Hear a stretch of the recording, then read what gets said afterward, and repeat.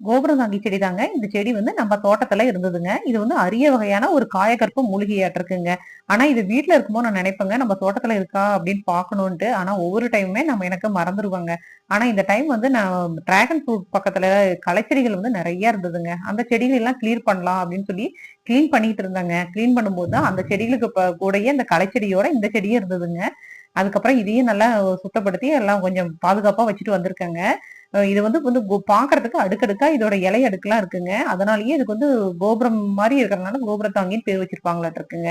ஆனா இது வந்து கூகுள் பண்ணி பார்த்தேங்க. ஆனா இதுல மருத்துவ குணங்கள் வந்து ரொம்ப அதிகமா இருக்குங்க.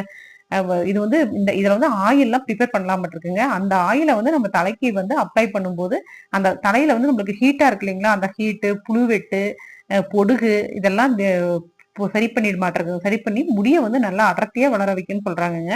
அதோட இந்த ஆயில வந்து நம்ம உடம்புக்கும் அப்ளை பண்ணிட்டு இருக்கும்போது, எலும்பு மற்றும் தசைகள், நரம்புகளுக்கெல்லாம் வந்து ஒரு நல்ல வலுவ குடுக்குமாட்ருக்குங்க. அதோட கூட ஆறாத புண்கள்